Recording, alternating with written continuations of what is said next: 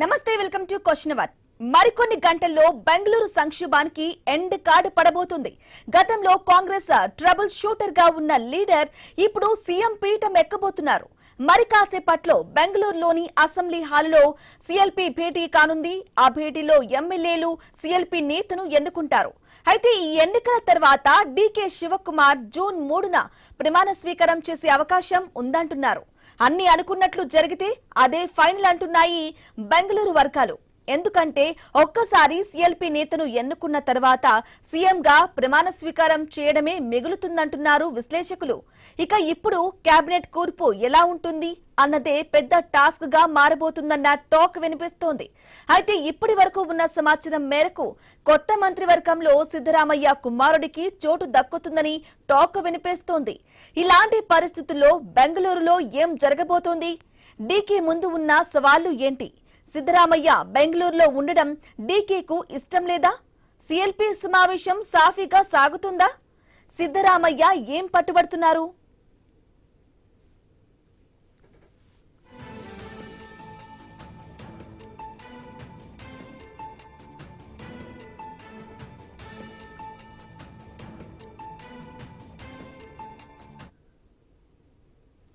రెటిగా కేవలం కొన్ని గంటలు మాత్రమే బెంగళూరులో ఒక సంక్షోభానికి, ఒక ఇష్యూకి ఎండ్ కార్డు ముగింపైతే పలకబోతుంది. అయితే మనం గతంలో చూసుకున్నట్లయితే కాంగ్రెస్ ట్రబుల్ షూటర్ గా ఉన్న డీకే శివకుమార్ లీడర్ ఇప్పుడు సీఎం పీఠం ఎక్కబోతున్నారు. సీఎం గా కొన్ని గంటల్లో మాత్రం తెలబోతుంది. అయితే మరి కాసేపట్లోనే బెంగళూరులో అసెంబ్లీ హాల్లో సీఎల్పీ భేటీ ఉండబోతోంది. సమావేశం కూడా కాబోతుంది. అయితే ఆ భేటీలో సీఎల్పీ నేతను ఎన్నుకుంటారు. ఇక ఈ ఎన్నిక తర్వాత డీకే శివకుమార్ జూన్ 3న ప్రమాణ స్వీకారం చేసే అవకాశం ఉందని అనుకుంటున్నారు. అయితే ఒకవేళ అన్ని అనుకున్నట్లు గనక జరిగితే అదే ఫైనల్ అనుకుంటున్నాయి బెంగళూరు వర్గాలు. ఎందుకంటే ఒక్కసారి సీఎల్పీ నేతను ఎన్నుకున్న తర్వాత సీఎం గా ప్రమాణ స్వీకారం చేయడమే మిగులుతుందంటున్నారు విశ్లేషకులు. ఇక ఇప్పుడు కేబినెట్ కూర్పు ఎలా ఉంటుంది అన్నదే ఇక్కడ పెద్ద టాస్క్ గా మారబోతున్నట్లుగా ఒక టాక్ అయితే వినిపిస్తోంది. అయితే ఇప్పటి వరకు ఉన్న సమాచారం మేరకు కొత్త మంత్రివర్గంలో సిద్ధరామయ్య కుమారుడికి చోటు దక్కుతుందని టాక్ అయితే వినిపిస్తుంది. గత కొన్ని రోజులుగా ఆయన రాజీనామా చేస్తున్నప్పటి నుంచి. అయితే ఇలాంటి పరిస్థితుల్లో బెంగళూరులో అసలు ఏం జరగబోతుంది? ముఖ్యంగా డీకే ముందు ఉన్న సవాళ్లు ఏమున్నాయి? అయితే సిద్ధరామయ్య బెంగళూరులో ఉండడం డీకే కూడా ఇష్టం లేదా అనే వార్తలు కూడా వినిపిస్తున్నాయి. అలాగే సీఎల్పీ సమావేశం ఒకవేళ సాఫీగా సాగుతుందా, లేదంటే ఏమైనా ఇబ్బందులు వచ్చే అవకాశం ఉందా? అలాగే సిద్ధరామయ్య ఏం పట్టుబడుతున్నారు? వీటన్నిటికీ సంబంధించి చాలా డౌట్స్ ఉన్నాయి. ఇవన్నీ కూడా క్లారిఫై అవ్వాల్సిన అవసరం ఉంది.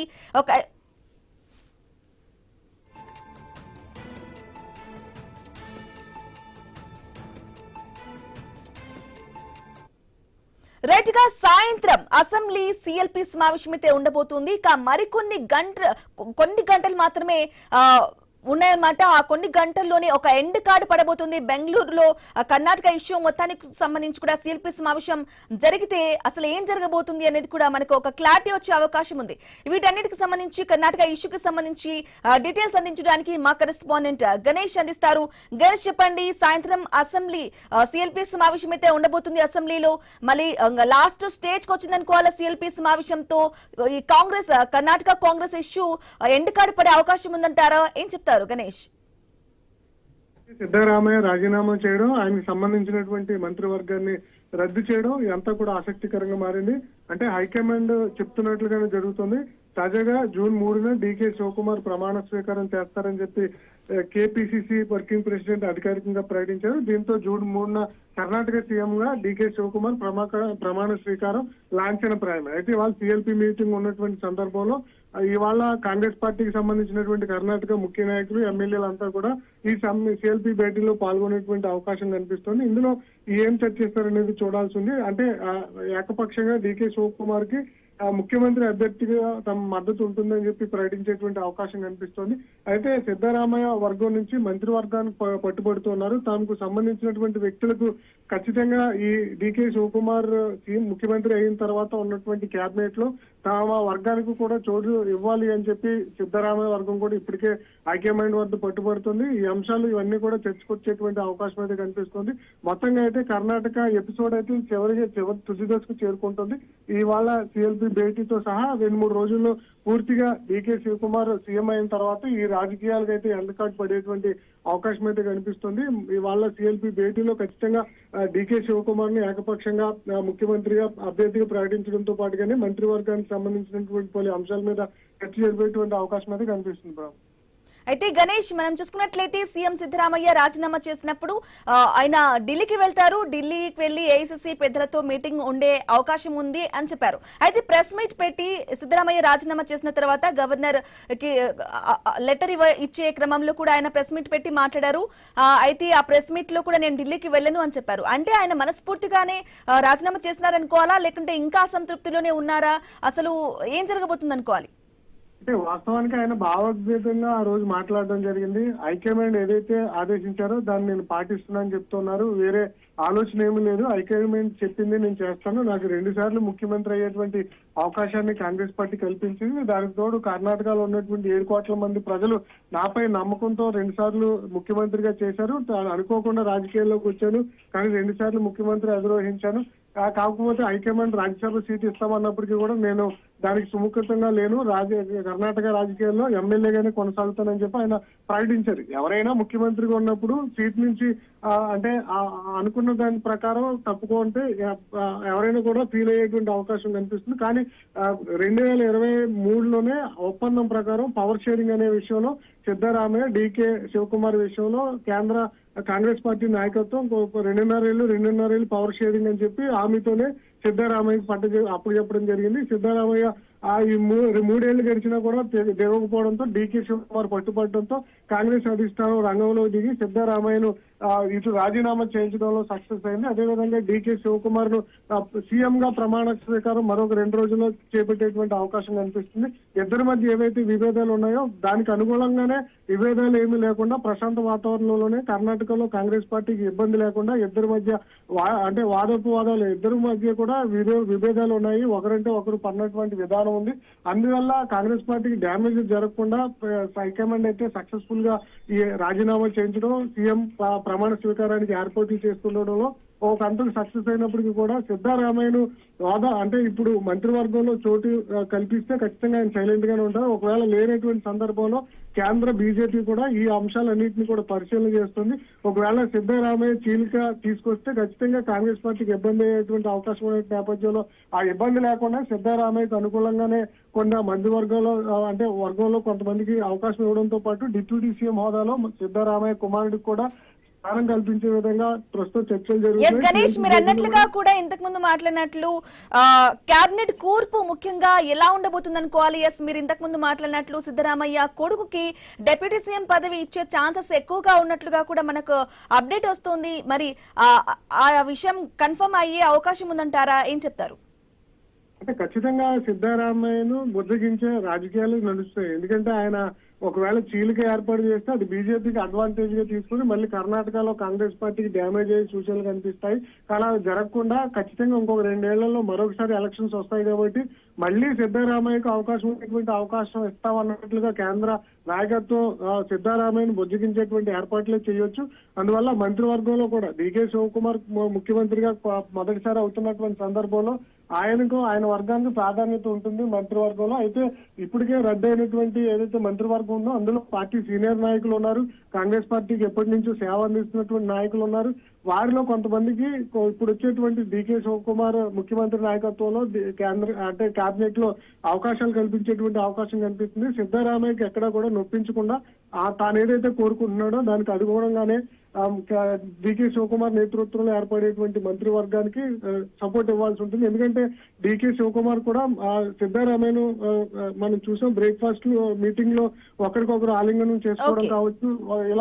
ఇలాంటి సందర్భంలో మా వద్ద విభేదాలు లేవు, మేము ప్రశాంతంగా పరిపాలన చేస్తామని సంకేతాలు ఇచ్చారు. కాబట్టి వివాదాలు లేకుండానే జూన్ 3న డీకే శివకుమార్ ప్రమాణ స్వీకారం ముఖ్యమంత్రిగా చేసేటువంటి సూచనలు కనిపిస్తున్నాయి. Right Ganesh, thank you for the updates. Right గా తుది దశకు చేరుకున్నాయి కర్ణాటక కాంగ్రెస్ ఇష్యూ. సాయంత్రం అయితే సిఎల్పి సమావేశం అయితే ఉండబోతోంది. మరి సిఎల్పి లీడర్ గా డికే శివకుమార్ ని ఎన్నుకునే ఛాన్స్ అయితే ఉంటుంది. ఇక కేవలం కొన్ని గంటలు మాత్రమే మిగిలినాయి. కొన్ని గంటల్లోనే కర్ణాటక కాంగ్రెస్ లో ఈ ఇష్యూకి సంబంధించి ఒక ముగింపు వచ్చే అవకాశం ఉంది. దీనికి సంబంధించి కంప్లీట్ డీటెయిల్ మా ప్రతినిధి ఏవై స్వామి ఫోన్ ద్వారా అందిస్తారు. స్వామి, చెప్పండి, అసలు బెంగళూరులో ఏం జరుగుతుంది అనుకోవాలి? సిఎల్పి మీటింగ్ లో ఒక తుది అంటే ఒక ఇష్యూకి ఎండ్ కార్డు పడబోతుంది అనుకోవాలంటారా? అలాగే సిఎల్పి మీటింగ్ లో డికే శివకుమార్ కూడా ఎన్నుకునేటట్లుగా కూడా అప్డేట్ అయితే వస్తుంది. మరి సిఎల్పి సమావేశం సాఫీగానే జరుగుతుంది అనుకోవాలా? ఏం జరగబోతుంది అనుకుంటారు? అంటే బ్రాహ్మణి కర్ణాటక పాలిటిక్స్ లో సరికొత్త ఎపిసోడ్ కు తెరపడింది అనుకోవచ్చు. ఇప్పటికే ఉన్నటువంటి ఇద్దరి మధ్యలో సిద్ధరామయ్య, డికే శివకుమార్ మధ్య అధికార బదలాయింపు అనేది కూడా ఇప్పుడు సాఫీగా జరగాలని చెప్పేసి కాంగ్రెస్ పార్టీ భావిస్తుంది. గతంలో ఎలక్షన్ లో గెలిచిన తర్వాత ఇద్దరు మేము ముఖ్యమంత్రి అని రెండు వర్గాలు కూడా బలంగా పోటీ పడ్డాయి. చివరికి క్రౌడ్ కూలర్ గా ఉన్నటువంటి సీనియర్ నాయకుడు సిద్ధరామయ్యకే కాంగ్రెస్ పార్టీ అధిష్టానం ముఖ్యమంత్రికి అవకాశం ఇచ్చింది. అవకాశం ఇస్తున్న సమయంలోనే డికే శివకుమార్ తనకు మధ్యలో మళ్ళీ 2.5 సంవత్సరాల తర్వాత సిద్ధరామయ్య అదే పదవి నుంచి దిగిపోతే ఇబ్బంది అవుతుందని చెప్పేసి కూడా భావించడంతో కూడా ఇప్పుడు 2.5 సంవత్సరాల సమయం గడిచిపోయింది. గత సెప్టెంబర్ లోనే సిద్ధరామయ్య పదవి నుంచి తప్పుకొని డికే శివకుమార్ కి ముఖ్యమంత్రిగా బాధ్యతలు అప్పగించాల్సి ఉంది. కానీ ఆయన అప్పటి నుంచి కూడా దాన్ని తాతారం చేస్తూ వస్తున్నారు. ఈ నేపథ్యంలోనే డికే శివకుమార్ 5 రాష్ట్రాల ఎలక్షన్స్ ముగిసిన వెంటనే తనదైన చర్యలో వైపు పార్టీ అధిష్టాన పెద్దలను కలుసుకొని డికే శివకుమార్ సిద్ధరామయ్యను రాహుల్ గాంధీ నేరుగా పిలిచి ఒప్పించడం జరిగింది. సిద్ధరామయ్య వాళ్ళ రీసెంట్ గా బ్రేక్ఫాస్ట్ మీటింగ్ లో పార్టీ మంత్రులతోటి డికే శివకుమార్ తో కలిసి కూర్చొని తాను రాజీనామా చేస్తున్నట్టు ప్రకటించారు. ఆ తర్వాత వెంటనే రాజ్భవన్ కి వెళ్లి గవర్నర్ తావర్చంద్ గెహ్లాట్ లేకపోవడంతో కూడా గవర్నర్ సెక్రటరీకి రాజీనామా లేఖ అందజేశారు. ఆ తర్వాత ఢిల్లీకి వెళ్లి పార్టీ పెద్దలతో సమావేశమయ్యి అధికార బదలాయింపుకు ఒప్పుకున్నారు. ఇప్పుడు ఆ ప్రాసెస్ ఆయన రాజీనామాను కూడా గవర్నర్ ఆమోదించడంతో కూడా ఇప్పుడు ఈ రోజు డికే శివకుమార్ రాజ్భవన్ కి వెళ్లి తనను గవర్నమెంట్ ఏర్పాటు చేయడానికి ఆహ్వానించాలని చెప్పేసి కోరుతూ గవర్నర్ తావర్చంద్ గెహ్లాట్ ని కలిసి అభ్యర్థించారు. దానికి ఆయన ఒప్పుకున్నారు. ఇప్పుడు ఆయనే 3వ తేదీన జూన్ 3వ తేదీన సాయంత్రం 5:15 తన గురువులు పెట్టినటువంటి ముహూర్త ప్రకారం ఆయన సీఎం గా ప్రమాణ స్వీకారం చేయడానికి సిద్ధమైనట్టుగా తెలుస్తుంది. ఈ రోజు బెంగళూరు అసెంబ్లీ కార్యాలయంలో విధాన సౌధలో ఉన్నటువంటి అసెంబ్లీ హాల్లో CLP Congress party legislative party సమావేశం భేటీ కానుంది. ఆ భేటీలో ఎమ్మెల్యేలంతా కూడా సిఎల్పి నేతగా డికే శివకుమార్ ని ఎన్నుకుంటారని చెప్పి కూడా తెలుస్తుంది. ఆయన ఎన్నుకుంటే ఆ ఎన్నిక అనేది కూడా ఇప్పుడు లాంఛనమని తెలుస్తుంది. డికే శివకుమార్ ఎన్నిక అనంతరం ఒకవైపు సిఎల్పి నేతగా ఎన్నికైన అనంతరం ఆయన 3వ తేదీన ముఖ్యమంత్రిగా ప్రమాణ స్వీకారం చేయబోతున్నారు. కేబినెట్ కూర్పుకు సంబంధించి కూడా ఇటు డికే శివకుమార్ వర్గం, ఇటు సిద్ధరామయ్య వర్గం రెండు వర్గాలను కలబోతగా 8 నుంచి 10 మందిని కేబినెట్ లోకి తీసుకుంటారని చెప్పేసి కూడా తెలుస్తుంది. ఈ కేబినెట్ కూర్పులో కీలకమైనటువంటి పదవుల విషయంలో పార్టీ పెద్దలతో సిద్ధరామయ్య కూడా మాట్లాడినట్టు తెలుస్తుంది. సిద్ధరామయ్య కుమారుడు కూడా కేబినెట్ లో చోటు కల్పించాలి, యతీంద్ర సిద్ధరామయ్యకు అవకాశం ఇవ్వాలని చెప్పేసి కూడా ఆ సిద్ధరామయ్య పార్టీ పెద్దలను కోరినట్టుగా తెలుస్తుంది. ఇలాంటి పరిస్థితుల్లో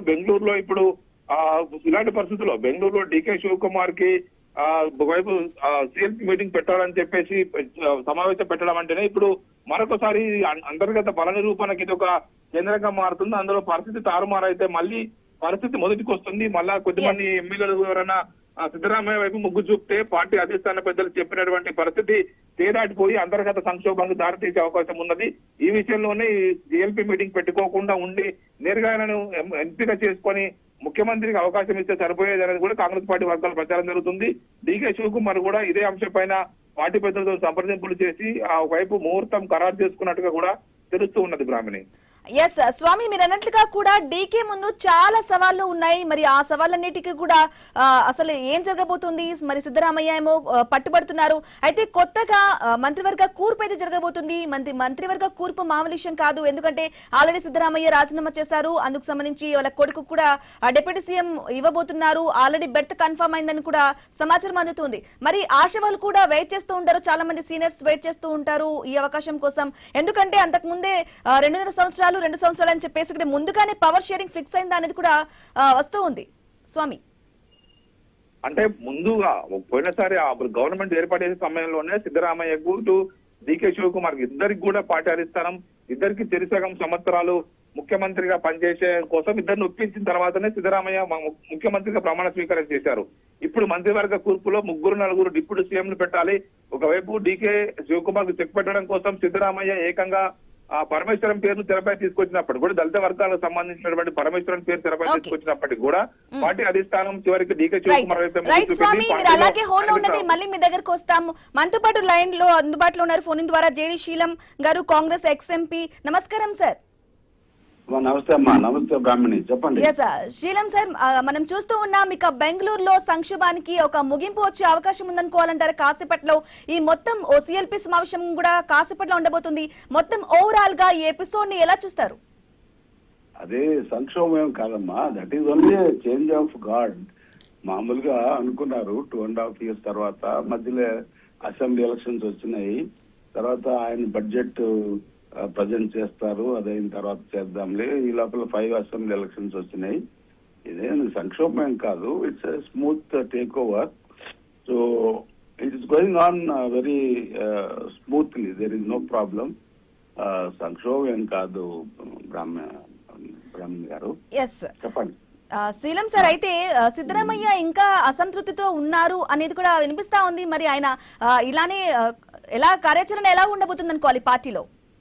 ఆయన అసంతృప్తి ఏం కాదు, ఆయన ఈజ్ వే ఆఫ్ ఆపరేషన్ అంతే. ఆయన నార్మల్ గానే ఉన్నాడు, బట్ అట్లా అనిపిస్తారు. Is a very gentleman and matured politician. He knows that బీజేపీకి ఏమాత్రం అవకాశం ఇచ్చినా వాళ్ళు తిమ్మిని మమ్మీ చేస్తారని చెప్పి. So I think team work is happening.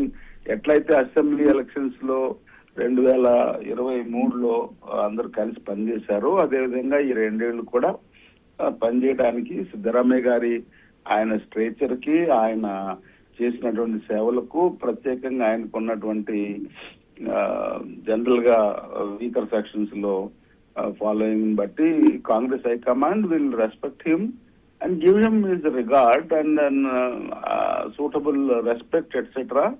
And I think వారు డెఫినెట్ గా వారికి నచ్చ చెప్పి కేంద్రంలో తీసుకుంటారు. కేంద్రంలో మంచి ఎంపీగా వెళ్ళనంటున్నారు కదా, ఇంకా ఉంది. Politics is a dynamic process Brahmani. It is not నాకు ఎంపీగా వెళ్లే ఛాన్స్ అయితే రాజ్యసభలోకి వెళ్లే ఛాన్స్ ఆలోచన కూడా లేదు అని చెప్పేసి ఆయన ప్రెస్ మీట్ పెట్టినప్పుడే చెప్పారు. అయితే ముఖ్యంగా మాట్లాడుకోవాలంటే జేడీ శీలం గారు, సిద్ధరామయ్య కొడుకుకి ఆల్రెడీ బెర్త్ కన్ఫర్మ్ అయిపోయింది కేబినెట్ లో. సో అందుకే ఆయన బుజ్జగింపు చర్యలు కూడా ఆల్రెడీ క్లియర్ అయిపోయాయి అనేది నడుస్తూ ఉంది, ఒక అప్డేట్ వస్తుంది. మరి ఏమంటారు వాటిపై? ఐ థింక్ ఈ ఆల్సో డిజర్వ్స్, బికాస్ ఈ Kuruba community is very very one of the strongest communities.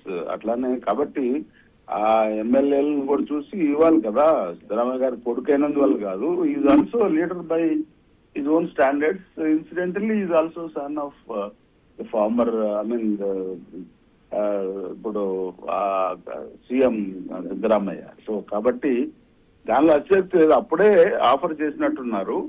But I think it's time that normal గా నాకు సన్కి ఇమ్మంటాను.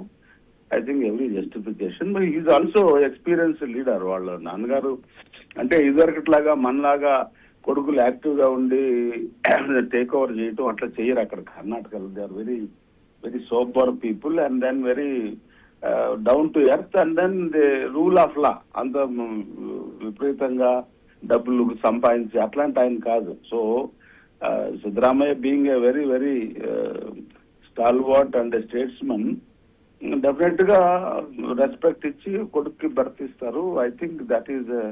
అయితే జేడీ శీలం గారు, ముఖ్యంగా చెప్పుకోవాలంటే మనం ఆల్రెడీ పవర్ షేరింగ్ అనేది 2 సంవత్సరాలు అనేది ఆల్రెడీ ముందే కాంగ్రెస్ లో డిసైడ్ అయ్యి ఇలా మార్పు జరుగుతుంది అనుకోవాలా, సీఎం మార్పు? లేదంటే సిద్ధరామయ్య సంబంధించి పరిపాలన అసంతృప్తితో ఉన్నారంటారా? అది ఎవరు చెప్పలేరు. అదే I think what has happened between Siddaramaiah గారు అండ్ డీకే శివకుమార్ గారు హైకమాండ్ ఏం జరిగింది ఆ రోజు ఎవరికి ఊరికే ఎవరి ఇన్ఫరెన్స్లు వాళ్ళు తీసుకున్నారే తప్ప ఇట్ ఈస్ నాట్ నెసెసరీ. కాబట్టి అగ్రిమెంట్లు అట్లాంటివి ఉండవు. ఇట్ ఈస్ అక్కడ ఉన్నటువంటి పరిస్థితులను బట్టి ఆయన పనిచేశారు. DK Shivakumar has done lot of work. నేనున్నాను కదా 2019 నుంచి ఇప్పటి వరకు పార్టీని మళ్ళీ ఆ బీజేపీ కబంధ హస్తాల నుండి కష్టపడి తర్వాత జైలుకు వెళ్ళి చేశాడు, చాలా కష్టపడ్డాడు Shivakumar. He also deserves. But Siddaramaiah given his popularity and then we wanted government where ఇద్దరు కలిసి పనిచేసేదానికి ఒప్పుకున్నారు. డిప్యూటీ సీఎం పిసిసి ప్రెసిడెంట్ గా ఉండడానికి. It's a good arrangement and government also very very nice performance. All the promises have been fulfilled. తర్వాత ఇప్పుడు వచ్చేటువంటి 2 ఏళ్లలో consolidate చేసుకొని ముందు మనం ఎలక్షన్కి వెళ్ళాలంటే సిద్ధరామయ్య గారి వయసు అంత సహకరించదు డైనమిక్ గా తిరగాలంటే. I think it's a good combination, good decision and well meaning decision. కాబట్టి it's good for the people of Karnataka. మంచి అడ్మినిస్ట్రేషన్ వస్తుంది. రాబోయే కాలంలో బీజేపీ లాంటి ఈ దుర్మార్గపు పార్టీని అధికారంలోకి రాకుండా చేయడానికి ఇది ఒక మంచి అవకాశం. This is what I think. Okay Jayaseelam గారు, మీరు అలాగే హోల్లో ఉండండి. మనతో పాటు బీజేపీ నాయకులు అందెం రామరెడ్డి గారు కూడా జాయిన్ అయ్యారు. నమస్కారం అండి రామరెడ్డి గారు. మనం చూస్తున్నాం ఇక బెంగళూరు సంక్షోభానికి ఎండు కార్డైతే పడబోతోంది. సాయంత్రం కొన్ని గంటలు మాత్రమే సిఎల్పి సమావేశం కూడా ఉండబోతుంది. అయితే డికే శివకుమార్ ముందు చాలా సవాళ్లు కూడా ఉంటూ ఉన్నాయి. అసలు ఏం జరగబోతుంది బెంగళూరులో అనేది కూడా ఉంటుంది. ఓవరాల్ గా మీ ఈ ఎపిసోడ్ ఈ ఇష్యూని ఎలా చూస్తారు? కాంగ్రెస్ అంటేనే పదవుల పందెరము, పదవుల పంపకము, పదవుల కొట్లాట, పదవుల ఒప్పందాలు. అటు రాజస్థాన్ లోను, ఛత్తీస్గఢ్ లోను, కర్ణాటకలోను కాంగ్రెస్ అధికారంలోకి వచ్చినప్పుడు 2.5 సంవత్సరాలు అశోక్ గెహ్లోట్, 2.5 సంవత్సరాలు సచిన్ పైలట్, ఇట్లా ఇక్కడ కూడా భూపేష్ బఘేల్ ఇంకొకరు, ఆ విధంగా ఒప్పందాలు జరిగినాయి, కర్ణాటకలో జరిగినాయి. కానీ రాజస్థాన్ లో, ఛత్తీస్గఢ్ లో ఎందుకు అమలు కాలేదంటే ఆ సచిన్ పైలట్ కానీ ఇక్కడ ఛత్తీస్గఢ్ లో కానీ ఆ ఢిల్లీ సోనియా కుటుంబానికి కావాల్సిన మూటలు సర్దలేకపోయారు. ఇక్కడ డికే శివకుమార్ ఏంటంటే ఆర్థికంగా చాలా ఒక బలంగా ఉన్న వ్యక్తి. ఇంత కరోనా టైంలోనే నోట్లు కట్టలు వంచినట్టు మనం వీడియోలు కూడా చూసాము. ఆర్థికంగా బలం ఉన్న వ్యక్తి కాబట్టి ఆ సోనియా కుటుంబానికి ఏం కావాలో చేశారు. కాబట్టి ఇక్కడ పదవి మార్పు ఏదైతే ఒప్పందం ఉందో ఆ ఒప్పందానికి 6 నెలలు ఆలస్యమైనా ఇప్పుడు జరుగుతుంది. ఆ విధంగా ఉంటది. ఇది పంజాబ్ పిసిసి అధ్యక్షుడు పనిచేసిన నవజోత్ సింగ్ సిద్ధు భార్యనే చెప్పింది. ఏంటంటే సీఎం కుర్చీ కావాలంటే కాంగ్రెస్ పార్టీలో 500 కోట్లు సమర్పించుకోవాలని. జగ్గారెడ్డి, ఈవెన్ రాజగోపాల్ రెడ్డి కూడా, కోమటిరెడ్డి రాజగోపాల్ చెప్పిండు పిసిసి అధ్యక్ష పదవి మన రేవంత్ రెడ్డి 50 కోట్లు తెచ్చుకున్నాడు. కాంగ్రెస్ అంటేనే నోట్ల కట్టలు, పదవుల పంపకం, పదవుల అమ్మకం. అది కర్ణాటకలో జరుగుతుంది కూడా అదే.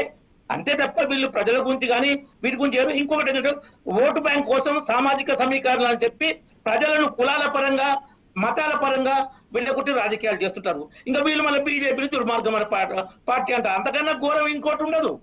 ఇది రోజుకు 145 సంవత్సరాల పార్టీ, 140 సంవత్సరాల పార్టీ రోజు కుంచుకుపోతుంది. ఇంకా వీళ్ళు బీజేపీ ప్రపంచ నెంబర్ 1 పార్టీ, చైనా కమ్యూనిస్ట్ పార్టీనే దాటిపోయింది. మళ్ళీ బీజేపీ 3వసారి వరుసగా బీజేపీ కూటమి కేంద్రంలో అధికారంలోకి వచ్చింది. అయినా వీళ్ళకు ఎంపీ స్థాయిలో ఉన్న వాళ్ళకి అర్థం కాలేదంటే ఇక కాంగ్రెస్ మామూలు కార్యకర్తలకు ఏమర్థమైంది? కర్ణాటకలో జరుగుతున్నది ఏంటంటే పదవులు. ఇంకొక ముఖ్యమైన విషయం ఏంటంటే ఇది కుటుంబ పార్టీ, సోనియా కుటుంబ పార్టీ. సోనియా కుటుంబం లేకుంటే కాంగ్రెస్ పార్టీ బతకదిగా. First point. సెకండ్ పార్ట్, కింది స్థాయిలో కూడా నాయకుల కుటుంబాల పార్టీ. ఏ నాయకుడు ఉంటే ఆ నాయకుడికి, ఆ నాయకుడి కొడుకు అట్లా పదవులు వస్తుంటాయి. ఇప్పుడు సోనియా గాంధీ, ప్రియాంక గాంధీ, రాహుల్ గాంధీ ఎంపీల పదవులు అట్లన్నట్టు జానారెడ్డి కొడుకు ఒకళ్ళు ఎమ్మెల్యే, ఒకళ్ళు ఎంపీ. ఆయన కూడా క్యాబినెట్ ఏదో సలహాదారుగా ట్రై చేసిండు. అరే నీకు 2 కొడుకులకు ఇచ్చింది అంటే మరి సోనియా కుటుంబంలో 3 లేవా, నా కుటుంబంలో 3 ఎందుకు ఉండకూడదు అన్నాడు. కాంగ్రెస్ అంటే ఇలానే ఉండాలి. అందుకే సిద్ధరామయ్య కొడుకు మంత్రి పదవి, మల్లికార్జున కొడుకు మంత్రి పదవి. ఈ రాజకీయం ప్రజల కోసం కాదు, ఇది వాళ్ళ స్వార్థం కోసం. ఓకే రామరెడ్డి గారు, మనతో పాటు జయశీలం గారు కూడా ఉన్నారు, మాట్లాడదాం. జయశీలం గారు, విన్నారు కదా రామరెడ్డి గారి మాటలు, ఏమంటారు? అంత ఆ రామరెడ్డి గారు మాటలు నేను విన్నాను కానీ బట్ చాలా నాకు I don't think I can respond. Because అది ఎక్కడ ఏడిస్తున్నాడో బీజేపీ గురించి. చాలా ప్రపంచంలోనే దరిద్రమైన పార్టీ బీజేపీ అని ప్రజలు, యువకులు అనుకుంటున్నారు. చాలా సర్టిఫికెట్లు ఇచ్చాడు వాళ్ళకి. అసలు ఏం తెలీదా వాళ్ళకి? ఎలక్షన్ మేనేజ్మెంట్, గెలిచిన ప్రభుత్వాలను ఎట్లా పడగొట్టాలో తెలీదా? లేకపోతే అసలు అక్కడ ఏం చేశారు, యడియూరప్పని తీసుకెళ్లి డంప్ చేశారు. అందుకని బీజేపీ అక్కడేం అడ్రస్ లేకుండా పోయింది. తర్వాత కాంగ్రెస్ అంటే నోట్ల కట్లు అని ఊరికే మాట్లాడితే ఎక్కడ ఏ నోట్ల కట్లు నిరూపించారు? వీళ్ళ అబద్ధాలు, వీళ్ళ దరిద్రం అంత ప్రజల మీద రుద్ది, మతతత్వ పార్టీ అంట కాంగ్రెస్, మతాల మీద ఒడగొడుతుంది. సిగ్గులేదు ఆ మాట అనడానికి ఎవరికైనా? బీజేపీ నాయకులకి మతం ఏ విధంగా ఉపయోగిస్తున్నారు అనేటువంటిది ప్రస్ఫుటంగా బాహాటంగా వీళ్ళకి కాంగ్రెస్ గురించి మాట్లాడేటువంటి హక్కు ఎక్కడుందండి? వీళ్ళు అసలు కాంగ్రెస్ గాలిగొట్టి పనిచేయరు. స్వాతంత్రం తెచ్చింది కాంగ్రెస్ పార్టీ. వీళ్ళు బీజేపీ ఆర్ఎస్ఎస్ వాళ్ళు వాళ్ళ మూతి నాకారు, బ్రిటిష్ వాళ్ళ మూతి నాకారు. I don't want to talk to any BJP people on this. I just don't want, because the party is such a, ఎట్లా గెలుస్తున్నారు ఎలక్షన్ లో చూశారు కదా, ఎట్లా గెలుస్తున్నారు వాళ్ళు. అనేక సంస్థలను అడ్డం పెట్టుకొని వాళ్ళని శత్రువుల్ని లోపల తీసుకొని పోయి, అంటే నిన్న మొన్నటి దాకా అతను ఎవరు, ఇప్పుడు వెస్ట్ బెంగాల్ సీఎం గా ఉన్న అతన్ని శివేంద్రని తిట్టలేదు బీజేపీ నాయకత్వం, వీడు భ్రష్టుడు అని. ఇప్పుడు తీసుకెళ్లి నెత్తిని పెట్టుకున్నారు. అట్లానే అస్సాంలో అతను ఉన్నాడు కదండి, శర్మ గారు ముఖ్యమంత్రి, అతన్ని ఎంత దుర్భాషలాడాడో, కేసులను తీసేసి బీజేపీలో చేరంగానే తల గంగాల స్నానం చేసి వాళ్ళు మంచి పరిశుద్ధులుగా తయారయ్యారు. అట్లానే బెదిరించి ఎస్ఎం కృష్ణ గారిని బెదిరించి వాళ్ళ సన్నెల మీద కేసు పెట్టి తీసుకొని వెళ్ళారు. వీళ్ళ చరిత్ర ఎందుకు? కాంగ్రెస్